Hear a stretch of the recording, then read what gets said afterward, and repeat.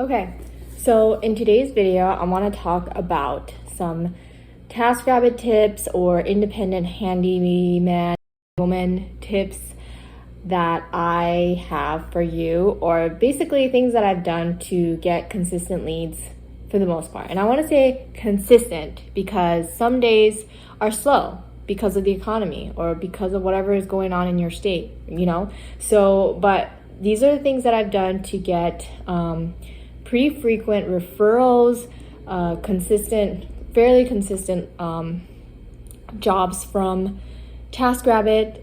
I try to make myself available every single day because per choice, like I need a day off every so many days or whatever, once a week maybe, but I usually don't because I only work a few hours a day, and that's kind of what I like.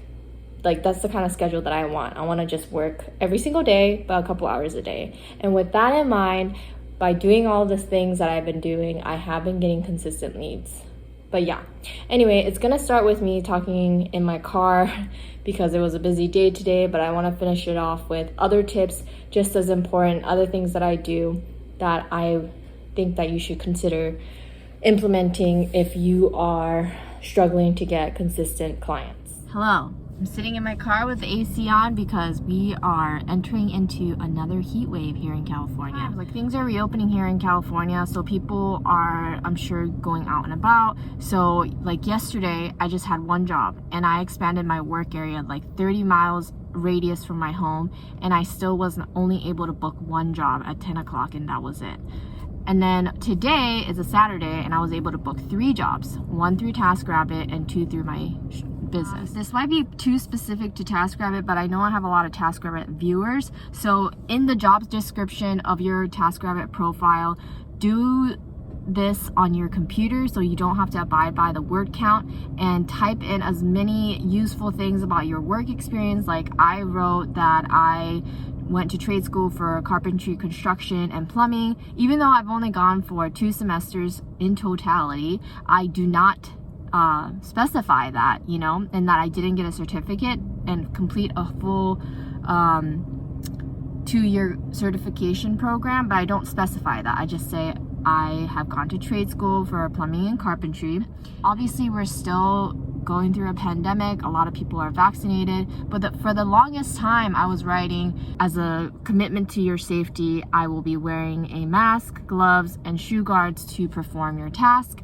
And I wrote like negative COVID test result as of blah blah blah. Now that I am fully vaccinated, I just write fully vaccinated as of May 27th. Obviously you don't have to write anything like that, but I find that kind of helps, I think, so that people know, and I have no trouble sharing that information, the private health information. That's my own information, and if that makes the client want to hire me more, knowing that I'm fully vaccinated so they can just take off their mask, then so be it.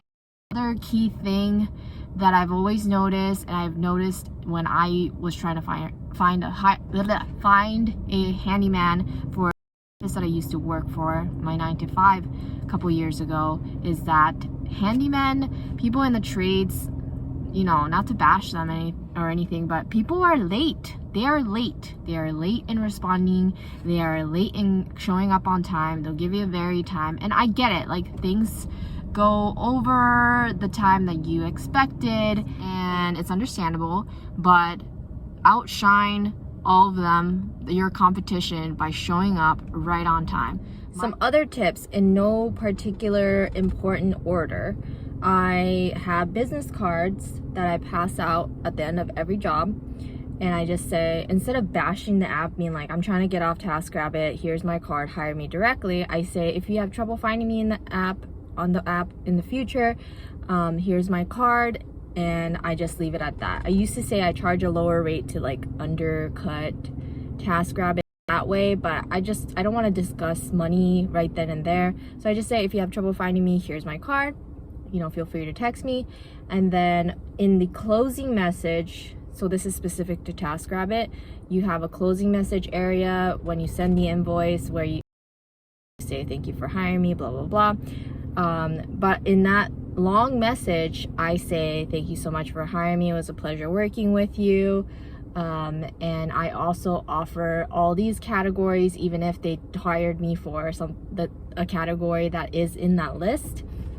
And then I say I have a registered business, and I say the business name, and I say if you would like to hire me directly, I charge a lower rate of rate you want to charge, and that I take Venmo or credit card. And I think saying that I have a registered business, I think that's really important, because in my mind, I don't want the client to think like, oh, if I hire her directly, then she doesn't pay taxes, or, you know, like it's not a legitimate business, or I don't want them to think anything like that. It is a registered business. They can look it up if they want to. Oh. And then before you leave the job, I always ask if there's anything else you want me to help with.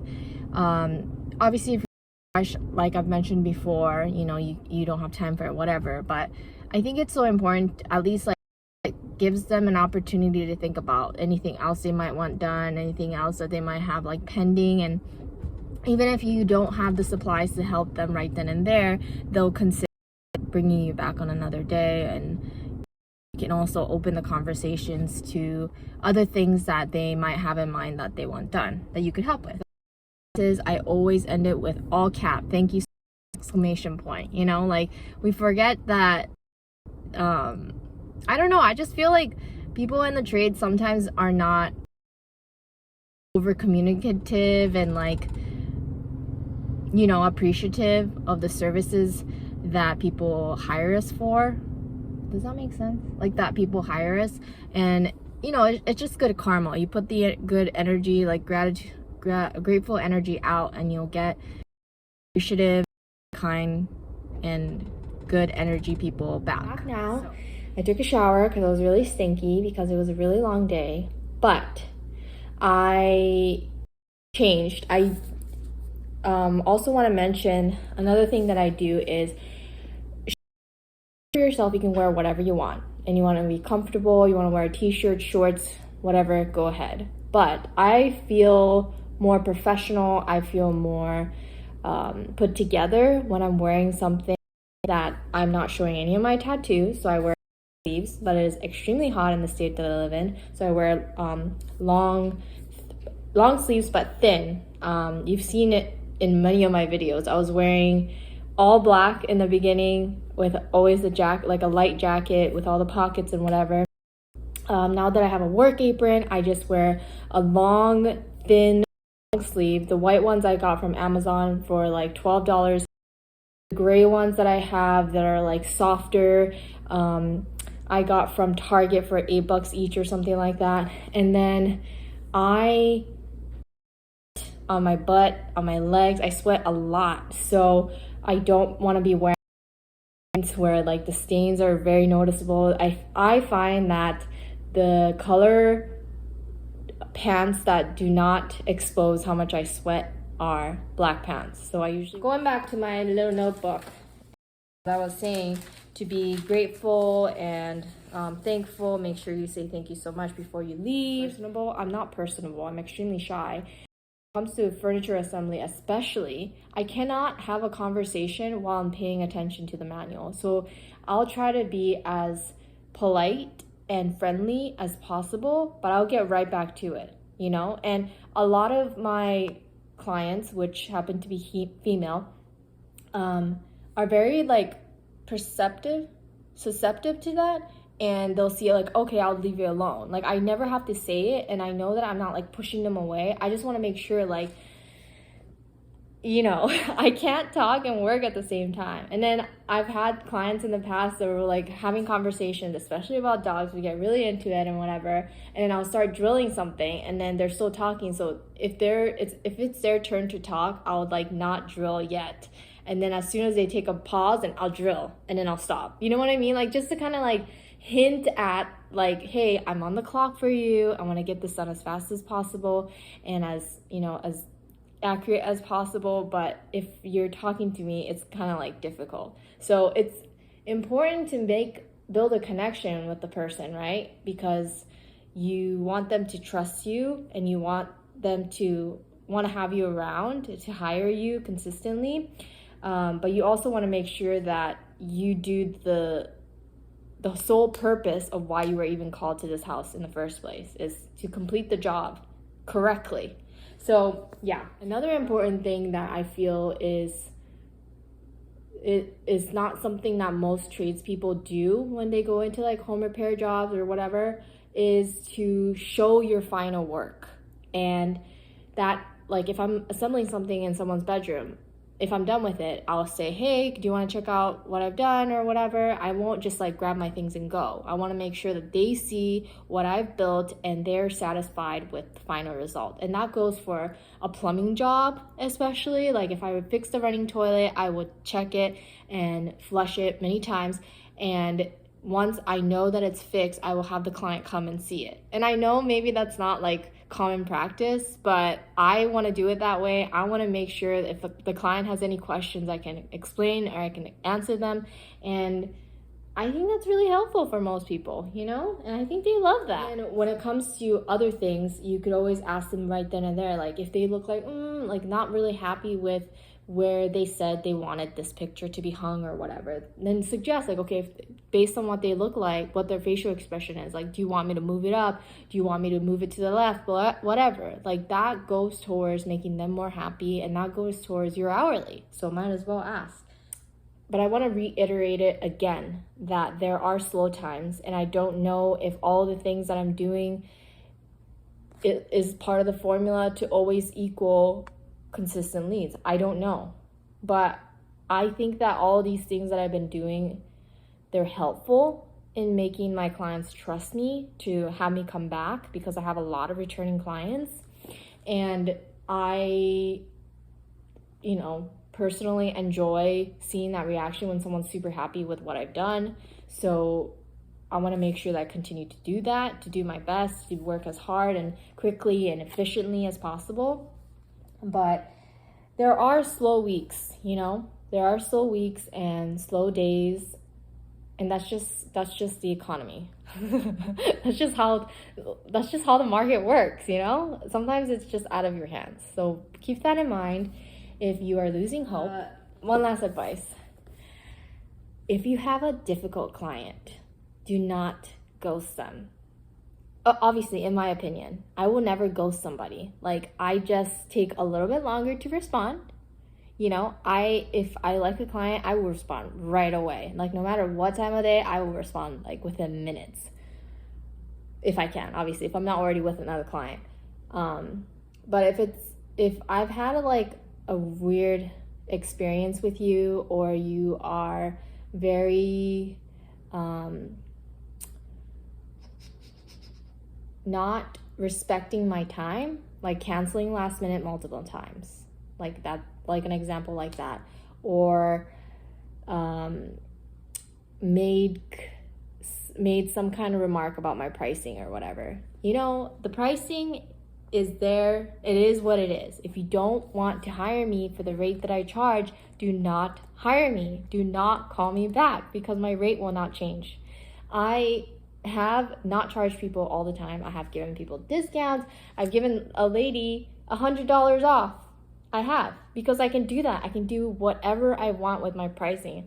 But if I can sense, and I always can, if someone is trying to gyp me, if someone's trying to undercut me, I will let them do it. They're like, they'll pay me on their card or whatever, or they'll send me a Venmo payment already, and they'll keep asking me for other things after the payment was processed.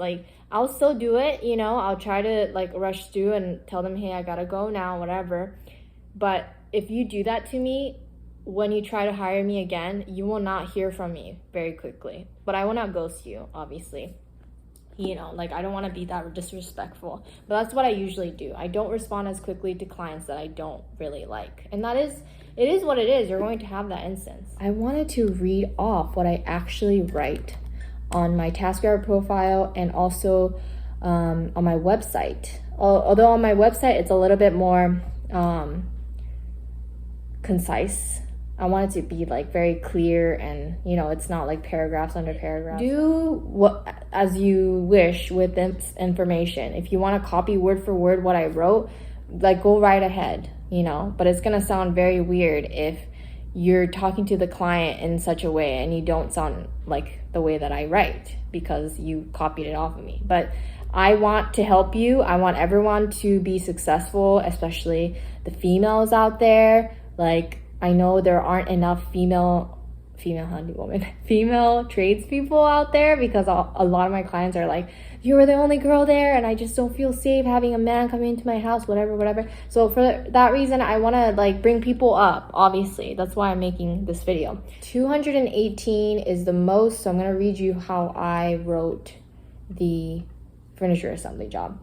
So I put efficient, prepared with power tools, and will get the job done right the first time. I pride myself in my speed. I recently assembled 8 small to larger IKEA items in 6 hours, which included a bed frame with drawers and headboard. I also offer mounting of the item per client's request, and am happy to provide mounting screws should clients need it. Update, and this is in parentheses. As of May 27, 2021, I am fully vaccinated, but as a commitment to your safety, I will still complete your task with mask, gloves, and shoe guards. So that's what I write for my most popular skill.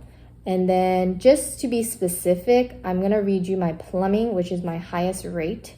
And it is, I have experience unclogging toilets, repairing toilet handles and shower handles, unclogging drains, etc. through past work experience and trade school. I am equipped with the hand snake and proper hand tools for service and repair type plumbing tasks only. I am not a licensed plumber, so I am not able to repipe, fix leaks, install new appliances. I am able to install attachment plumbing devices like a toilet fill valve, bidet, shower filter, cold water filter systems, etc. For clients requesting faucet replacement tasks, please confirm that you are able to shut off the water to the entire unit/home, not just at the valve. And then I have the same update as a blah, blah, blah. I have that under every single category because of the pandemic and how serious it is. So yeah, I hope that helps. In your bio, you have like 3 parts that you can answer. They'll show up. Just make sure that you keep it professional. So what makes you a great addition? I wrote attended trade school student. Okay, I gotta fix that. Attended trade school for construction/carpentry and plumbing, obtained a professional experience as a maintenance person of a large rental property, and worked briefly as a plumbing apprentice. I pride myself in being a quick study. I have been full-time on TASKRABBIT since October 2019. What do you do when you're not tasking? When I am not on the job, I am preparing for the next task and or furthering my trades education by accessing online resources, videos, articles, PowerPoint to continue to add services I can offer to my clients. See, just keep it professional. When I'm tasking, I always make sure to stay responsive before the task, educate while diagnosing the issue, and be helpful in any way that I can. Yeah, good luck. And if you have any questions, like I said, please leave it in the comments down below, and I will see you in my next video. Peace.